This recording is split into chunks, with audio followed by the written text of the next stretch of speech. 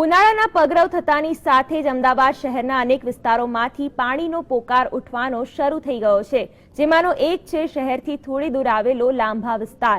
અહીં ઉનાળો શરૂ થવાની સાથે પાણીની સમસ્યા તો વકરી જ છે, સાથે ટીપી સ્કીમ ફાઇનલ ન થવાને કારણે વર્ષોથી ટેક્સ ભરવા છતાં પણ સ્થાનિકોએ અનેક પાયાની સુવિધાઓ વિના ચલાવવું પડે છે। પોતાની ઉત્તમ કામગીરી બદલ અમદાવાદ મ્યુનિસિપલ કોર્પોરેશન અનેક એવોર્ડ મેળવી ચૂક્યું છે અને તેથી જ કદાચ અમદાવાદની મુલાકાતે આવનાર કોઈ પણ વ્યક્તિના મનમાં પણ શહેરની ઉપર છેલ્લી છબી જ આકાર પામે છે।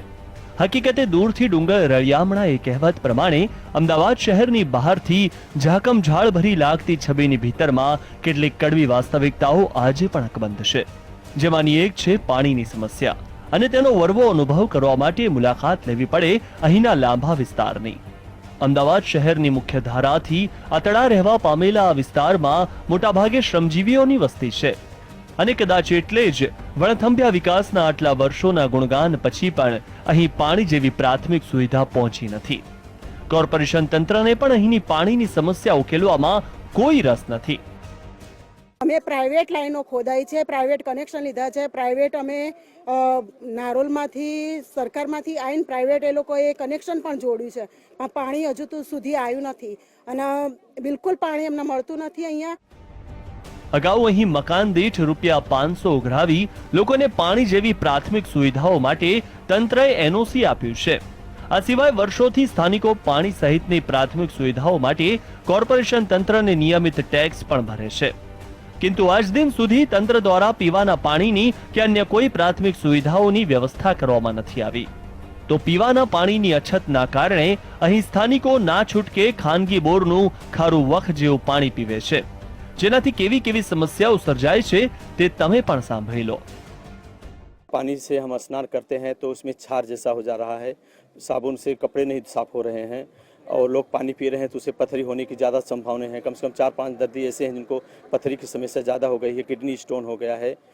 तो ये समस्या से निपटने के लिए हम लोगों ने सरकार के पास बहुत ज़्यादा आवेदन पत्र दिए, विनती किए, रिक्वेस्ट किए, लेकिन सरकार हमारी बात पर बिल्कुल टल्ला बल्ला कर रही है।